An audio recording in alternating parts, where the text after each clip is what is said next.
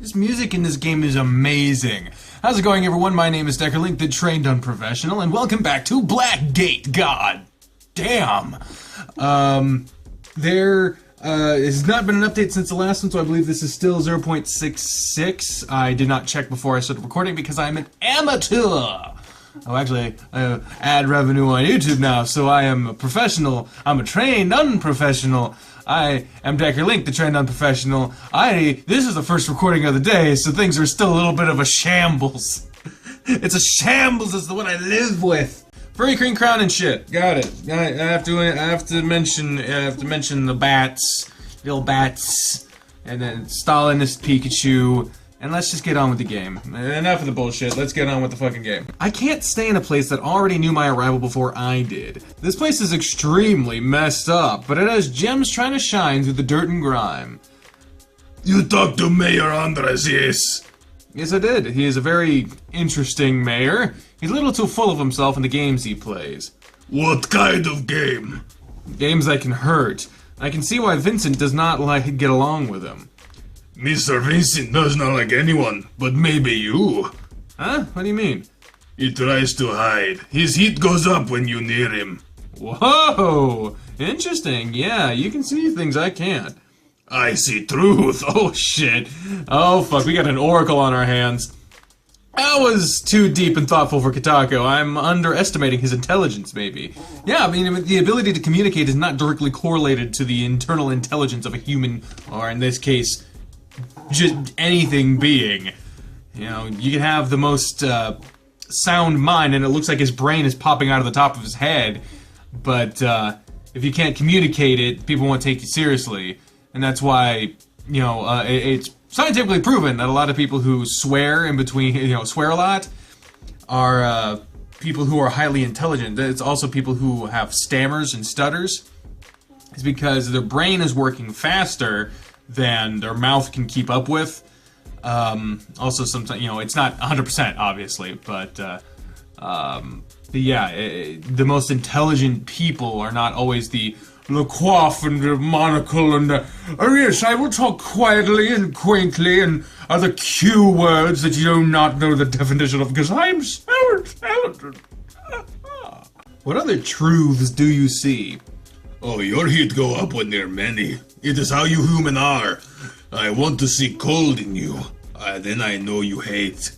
I guess you're right, but why do you want to see me cold? Also, that's not how humans work. When you're mad or you hate someone, your heat goes up still too. I don't know. Maybe he's not talking body heat. Maybe he's talking like an ethereal heat or something. Because I don't know the rules to this guy. I don't fucking know.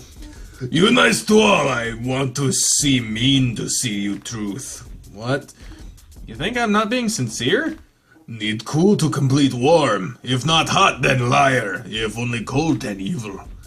But everyone has been nice to me, so I have no need to be cold yet. I want to see you and Mayor see you cold. In next time, yes? Alright, I'll take you along next time I speak with someone I don't want to talk to. Good. Kitako happy then. I'm glad you are. Dave's Market, restaurant and bakery. Okay, we're going to Dave's. With a grin on our faces, we reach the diner. I swing open the door and let Kitako pass through. We take a booth seat that is larger on one side for just such an occasion as this. I guess they need to cater to those who require additional space, or less. What? That is literally just Judy Hopps with a branch, with branches in her head and different clothes. That is like the exact same art style and everything. Are you fucking kidding me? A jackalope? No, that is a bunny with branches. Wow, that's blatant. I don't know what else to say. It's Judy Hopps. Okay. A jackalope waitress comes and takes our orders. Sandwich and soda, please.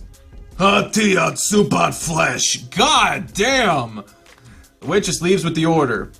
So what kind of flesh do you eat? All flesh, as long as it's hot. So having a cooked meal is important to you, I take it. What about leftovers? No, eat cold things. Cold food have sick in them. That's very smart. I guess that makes sense. So what do you think is going on here? Do you have any guess as to why Sooth died? I have idea, but no big idea. What is it? Even small ideas are helpful. We get our food and Kitako slobbers down a huge bowl of soup with questionable pieces of steaming meat in it. It smells like fish and death. Ew! Ew! God damn, dude, I'm already not feeling well today. You don't need to be fucking adding to the problem. I ate my sandwich with dignity. How do you sandwich with dignity? I don't understand. Sandwiches are considered high-class cuisine. He also drinks a massive, steaming hot goblet of tea. He eats and finishes before I can even take a couple bites. He lets out a sigh, and I see the heat and steam come from his mouth like a dragon. I finish my meal and pay the bill. So, what is this small idea of yours? That was the police force who killed. Oh, damn. Why would you say that? Who from the police force? I don't know, just gut feel. We get up from the booth and say goodbye to the diner. We take our step out onto the street. On the empty street, we walk towards the edge of town, and apparently the fucking heavens in the distance there are 4 lights. It does not take us long before we reach the trail. I start my journey towards the cabin. I turn to say goodbye to Kitako, but he is still following me. You're coming with me? Yes, I ordered to watch you, so I watch you to home. Alright, I'm not complaining. I turn on my phone and we head off on the path. Having someone walk with me makes me feel so much safer. It also helps that it's Kitako. Having a giant fucking bodyguard, it does help. I cut my lip.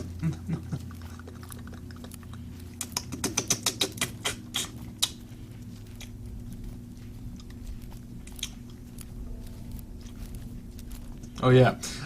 We walk quietly, but I feel like I should strike up a conversation with Kitako. Ask about him. Where's my mouse? Him, Vincent Longmore, stay silent. Let's talk about him. Don't want to be selfish. So Kitako, what is your story? Like a makeup story? No, what's your history? How long have you been here in Blackgate? Oh yes, Kitako at Blackgate for a long time, ever since small one. You've been here since you were a child? Yes, I should be killed if not for Mr. Vincent. Mr. Vincent's very nice. Did Vincent save you from being executed? Yes, he say, I take care of Kitako. Mr. Vincent take small Kitako for a long time now. Mr. Vincent taught me to talk in smarts. Mr. Vincent talked to Mayor to not kill Kitako. The Kitako not danger, but good. Kitako may not talk good, but know a lot. Kitako now see truth. Kitako see truth in Mr. Martin. Eh? What kind of truth? And Mr. Martin is strong. More strong than Mr. Longma. Really? We come to the cabin and I grin at Kitako. I have my keys out and I unlock the door. I haven't been here in a while. I open the door to the cabin and turn on the light. Without warning, I am grabbed from behind and large arms wrap around me. I'm startled, but it's just Kitako. He hugs me, I think. He breathes heavily into my ear. I want to eat your heat. What?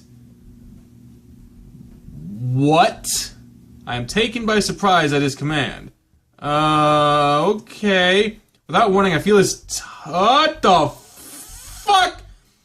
I feel his tongue slip against my ear and suck gently on it.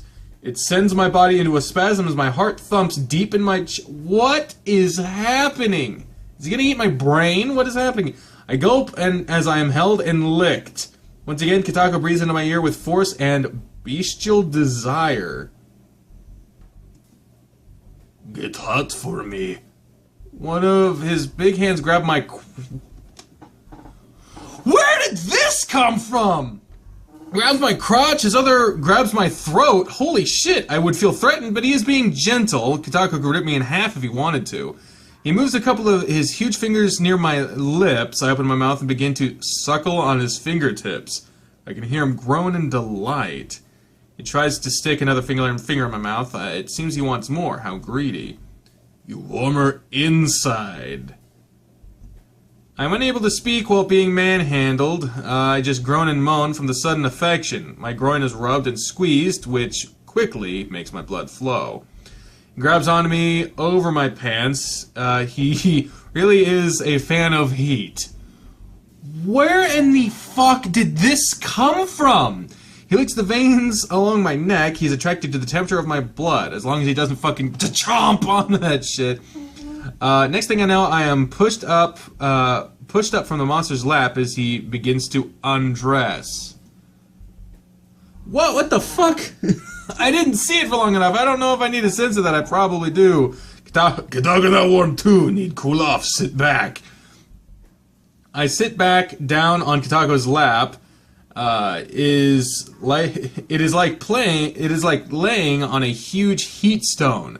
The warmth is starting to make me sweat. I throb and writhe on his lap like a toy. Kitako begins to slow down as he gets his fill of my warmth. He pulls his finger from my mouth with a trail of spittle. Why is he slowing down? Kitako now pleased. Mr. Martin pay good warm for guard Kitako. Kitako will guard again for more pay. This was my payment? Yes, now Kitako go home. Oh, God! What in the hell? Yeah, I'm gonna censor that. I mean, what the fuck is going on? What happens if I tell him to keep going? You can't leave me like this. Keep going, Kitako. Mr. Martin wants pay more, Kitako take more.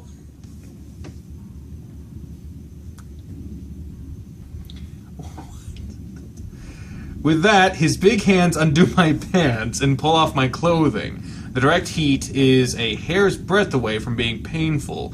He pushes a finger back into my mouth before removing it and bringing it down to my crotch. Kitako, what? Feel inside. Holy shit.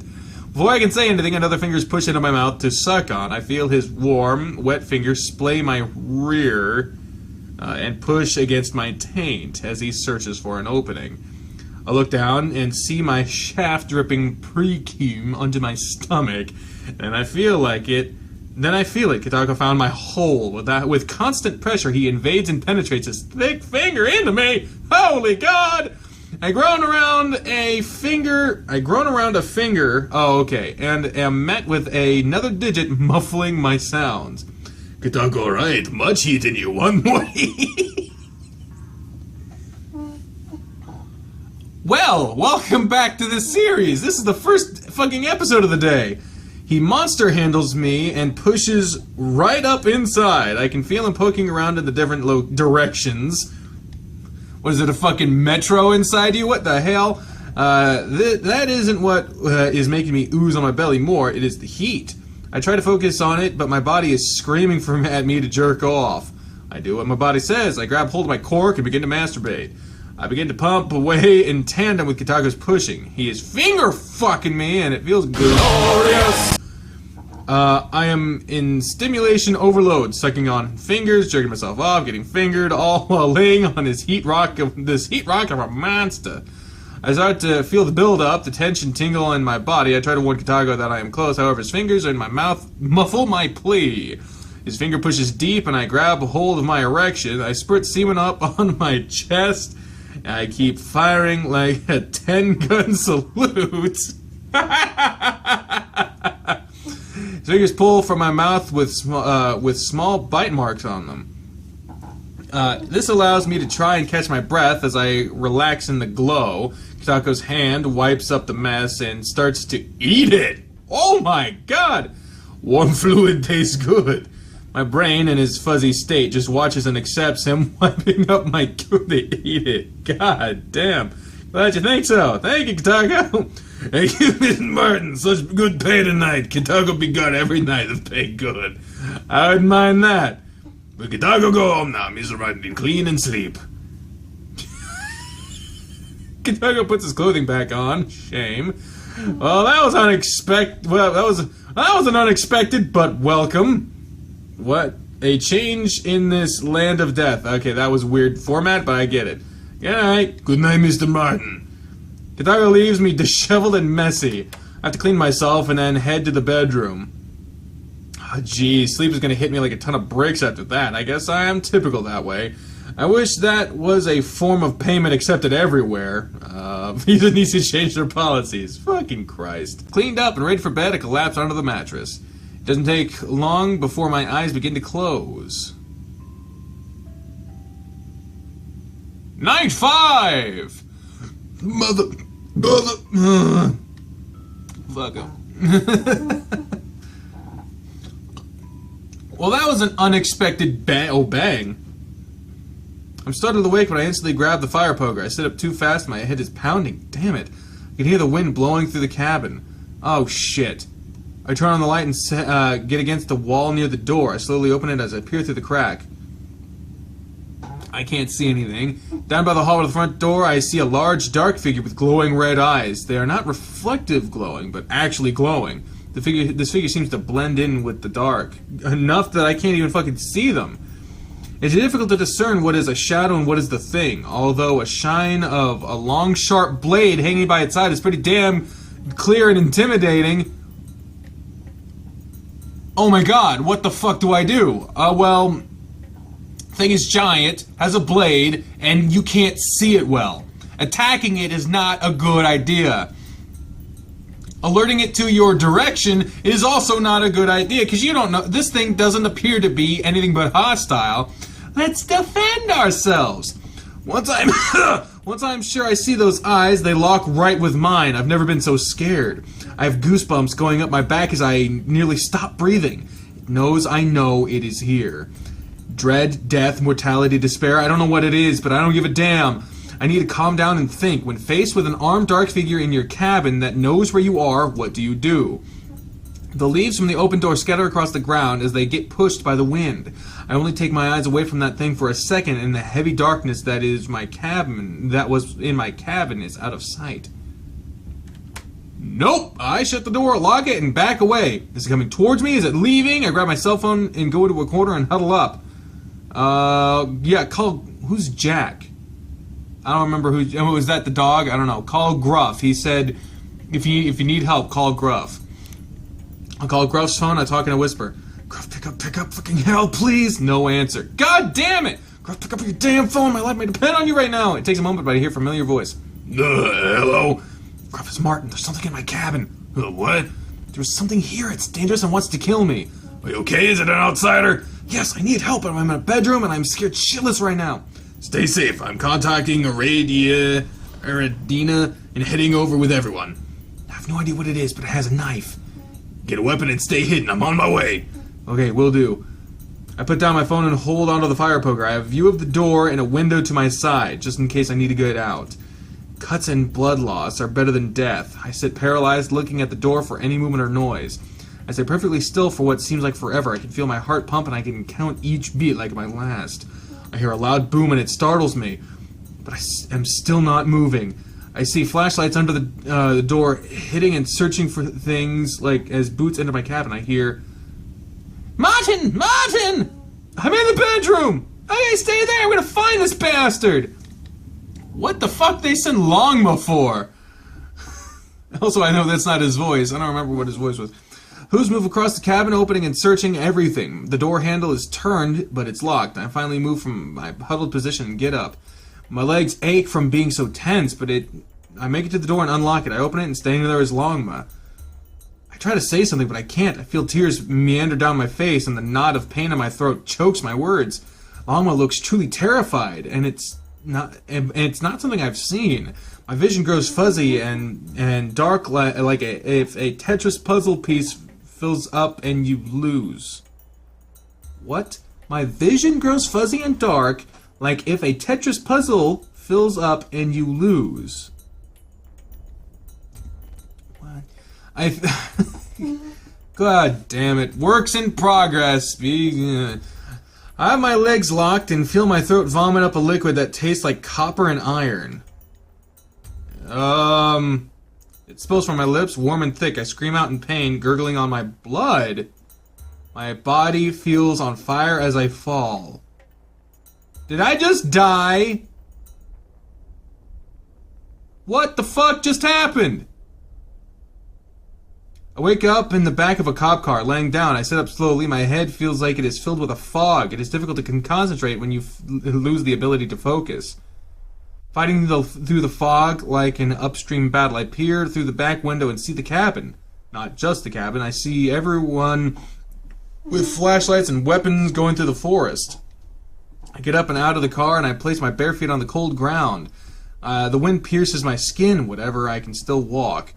Plox and Jack are talking in front of my cabin. Well, it's not really my cabin, but the cabin. Plox didn't even notice me, Jack either. Everything feels slowed down except for things in the distance. The trees sway with incredible speed as if someone hit fast forward.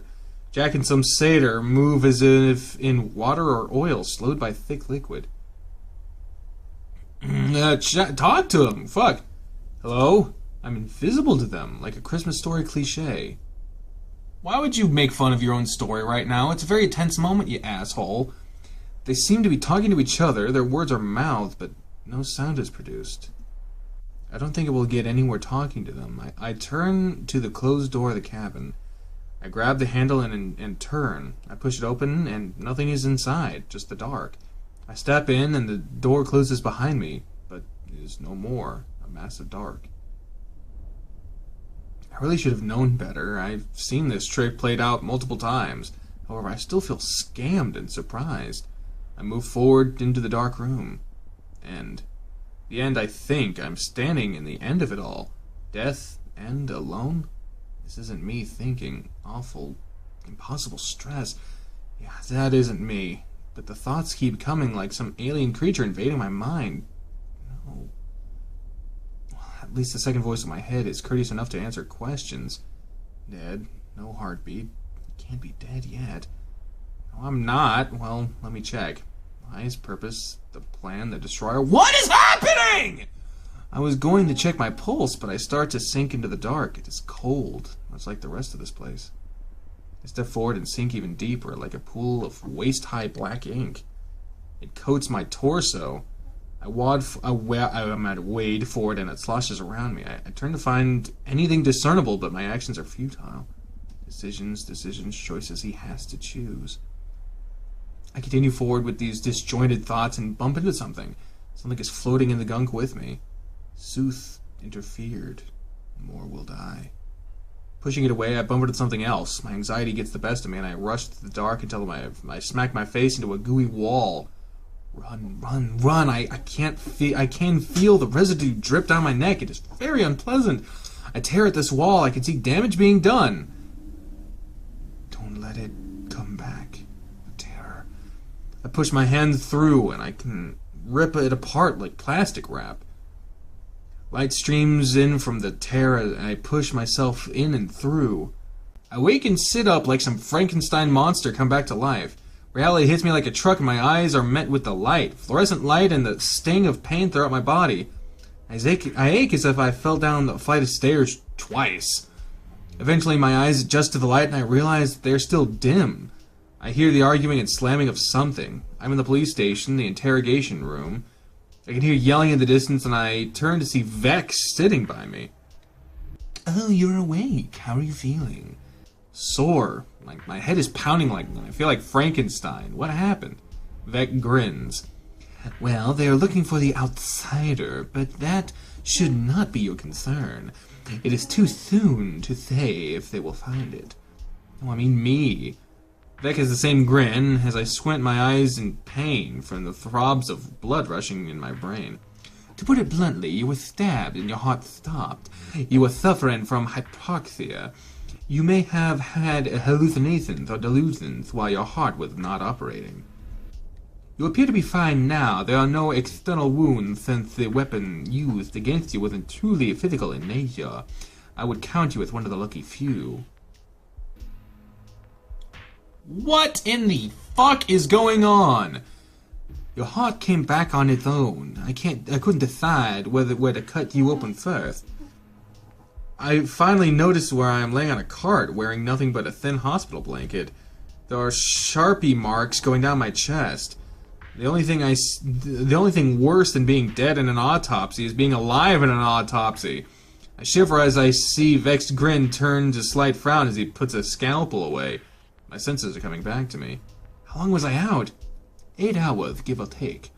You may want to get dressed. Vex points to the pile of neatly folded clothing. I've never seen a shirt so sharply folded. My admiration for simple things is cut short as Vec leaves the room. I sit up on the cart, using my hands to support me. Duh. What the fuck else? It feels as if every part of my being is still asleep, surging with pins and needles. I've never had pins and needles be so painful. It hurts so bad. I breathe deep, waiting for my body to wake up. A pain shoots through my spine as I inhale through clenched teeth. This is real. This pain and dangers in this place are real. I was so foolish to think everything was going to be just fine. That I thought this was some TV show, a dream, or some sort of grand hallucination. I sit in the quiet room with my pain, with the truth. There's no way home, and I will die here if I just sit waiting for something else to happen. The pain shoots through my body again like lightning. This place is dangerous. This is not fun. This is not restarting my life or playing some sort of simulation. If I was attacked once, I need to be prepared for it to happen again. I clench my fist and recall the house invasion, the distrust from the town. I think of home. The door swings open and I am startled as I sit on the cold cart. I have to fight through my pain as it hits my limbs, as if begging for them to stop moving. An officer I think I've seen before walks in, his hands behind his back. Can I help you? No. He shows that what he's hiding, a knife. The long serrated edge shines in what little light there is. His arm reaches back and he goes to stab downward at me. What the hell? I flinch, try to move, try to do anything, but I'm too slow to react. I open my eyes slowly to see I'm unharmed. I'm just as shocked as this monster. His arm struggling in mid-swing, held in place, fighting in the outside force. What? His eyes fill with confusion, then widen in pain as his forearm snaps. The crack echoes off the bare walls as so does his scream. Ah, you! He wasn't talking to me. I see Vincent materialize from his invisibility. He's holding the broken arm. Yes, me. Holy shit, what the fuck? I don't understand anything! The tall monster goes to swing at the cat. Vincent uses that momentum to smash the knife-wielding creature's face into the one-way mirror, shattering both. Holy shit, one-way mirrors are thick! I can hear more cracks and screams as the knife drops to the floor. I get up off the cart, my heart pounding. Vincent has the monster's neck up to a piece of glass still left in the frame. The struggle causes blood to spill down from the reflective surface, spilling precious life onto the cold carpet. I stand there watching them struggle. What do I do? Well, I can't stop Vincent, apparently. Jesus Christ. I can't stop him. So, do nothing, help Vincent? The guy did try to murder you, but the last thing I need is to be in fucking direct correlation to a murder. So I'm gonna choose do nothing, and then end this episode. Thank you all very much for watching this episode. I always cut at the best parts, don't I? I saw that comment. Thank you all very much for watching this episode of Blackgate. On the next one, what in the actual fuck is going on in this place? But until then, ladies and gentlemen, I've been the trained up professional speaking for the voices in my head when I say until next time, fare thee well. Bye, everyone! What happened in this episode? Nothing that happened makes any goddamn sense!